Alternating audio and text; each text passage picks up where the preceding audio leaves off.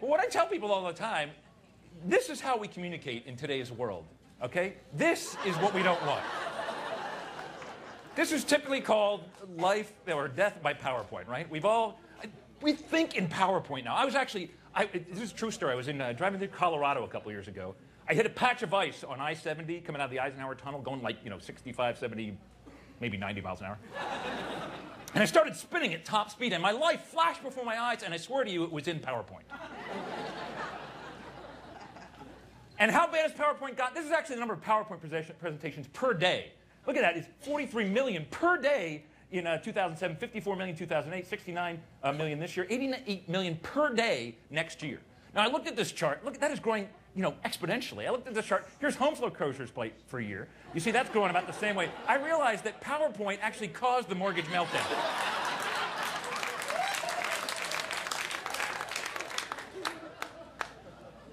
So this is a thing I do called life after death by PowerPoint. Basically, don't do these things with PowerPoint. These are the things that people do that drive me nuts. And the only way to show them not to do this is to show them what not to do. So the biggest one I see, the most common PowerPoint thing, number one, people tend to put every word they're going to say on their PowerPoint slide. Although this eliminates the need to memorize, you're told, ultimately makes your slides crowded, wordy, and boring. You lose your audience attention before you even reach the bottom of your first slide.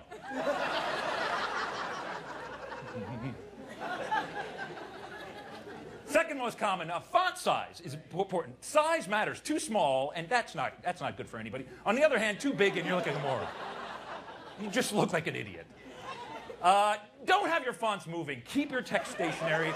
There's nothing more annoying than text that does it. Blinking, don't have it blinking. Don't have it spinning. Don't have stuff flying around the screen. You drive people with ADD crazy. They're just like, oh, what's happening? Oh. Now, since I'm talking about fonts, people are really into fonts. I've noticed this. By the way, this is one of the best jokes that I know. Comic Sans and Helvetica walk into a bar. And ask the bartender for a drink. And the bartender says, sorry, we don't serve your type here. That kills at a font convention, guys. Oh, that's a good one. It's a type. I get it. The font you choose, be very careful. Everybody has their favorite font.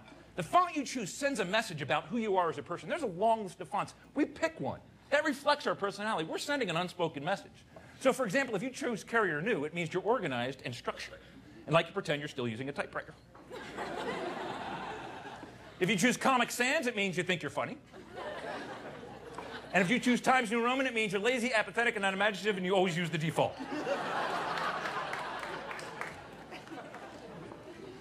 If you choose Georgia, it means you speak with a southern accent.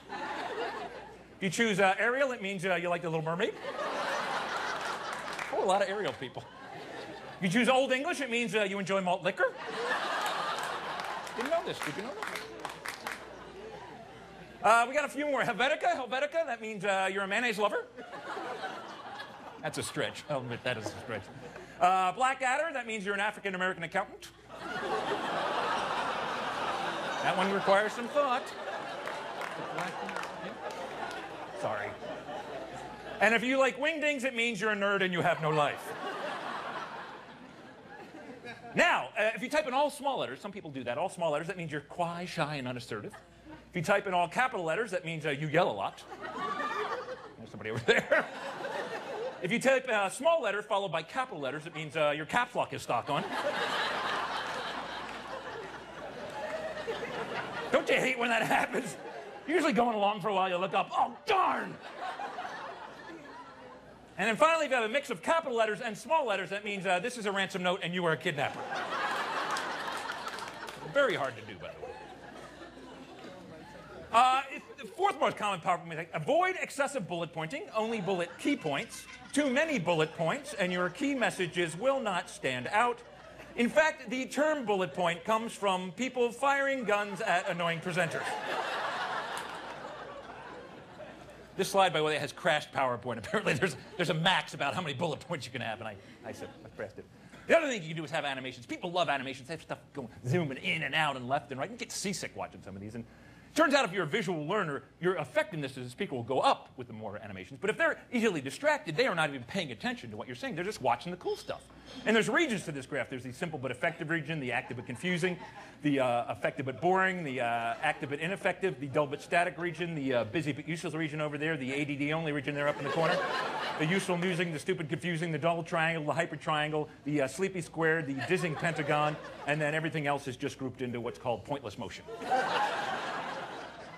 This one slide, by the way, took me 3.5 weeks to make. It's true. It's how PowerPoint can suck the life out of you. Now, one of the biggest dangers today, and I'm telling you, I hear it more and more every time I hear a conversation, is what I call SAOD, or severe acronym overload disorder. Have you heard people talk recently? There are no words going between, yeah, I IM'd my CFO about our ROI and our CRM and our RFP, and it turns out our EPS is really SOL, so we better do something ASAP. Like, can I buy a vowel? I can't solve your conversation. And I made up this resume, but this could be a real resume in today's world. Look, I got an MBA from USC, an MSEE from MIT, a BSEE from DU. I worked at IBM, HP, VLSI. I'm a member of IEEE, EIT, NCAA, NAACP, AARP, AAA. I want a position as CEO, COO, CFO, CIO, CTO, CMO, CSO, CPO, CYO, VP, EVP, or EIEIO.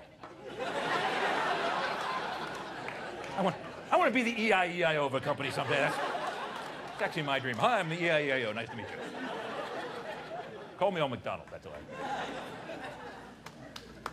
Now, kind of my final point, and this people do all the time, is they'll just have graph after graph just to impress you with their graph prowess. And I chose acronym usage. This is my real-time acronym usage. It pretty much goes up and down. I don't know why you'd need the graph, but you can see pretty much peak there. I'll use some more acronyms later. And there's just a chart that doesn't make any sense to you, but I just want to impress you. Here's an acronym letter distribution. C's, I's, E's, N's, and S's are the most common letters that I use in my acronyms. Here's a pie chart letter distribution. And here's, I have no idea what you'd use that for, but you can generate that automatically in PowerPoint. So I figured what the heck I did. Here's a line graph, the number of line graphs throughout my show. Here's a bar chart, number of bar charts, pretty much goes up and down. Here's a real bar chart. There's beer, wine, martini. That's the kind of bar chart I'm into. Here's a candy bar chart. Here's a salad bar chart, tomatoes, sprouts, spinach, and the different calories of each. Here's a sushi bar chart. This is a probability of illness, depending on what your favorite. There's a lot of detail in my act. Please pay close attention.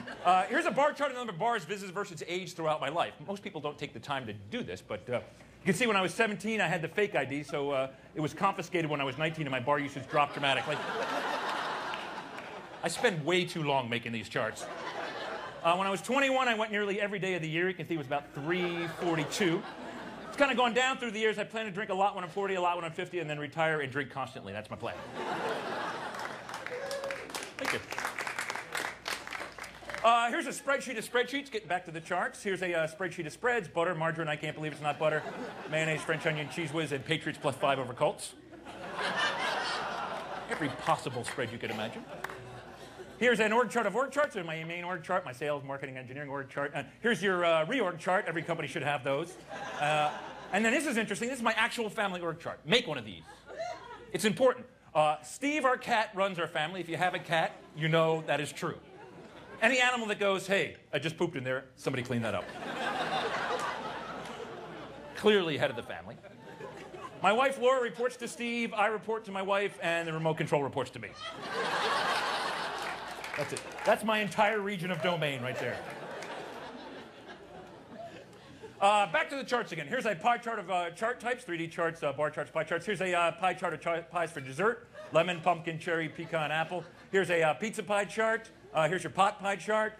There's a better pot pie chart. Here's a pie chart with values of pi for the nerds out there. Yeah, 3.14159, 22.7, 3.14, and pi itself. We have a pie chart. I was thinking, why don't we have a cake chart? So there's a cake chart. Why do we leave the cake out? There's a birthday cake chart. There's a wedding cake chart. There's a bundt cake chart. An upside-down cake chart. And then, really, that's an upside-down cake chart. And, all right, I think I've covered all the charts. Any questions at this point?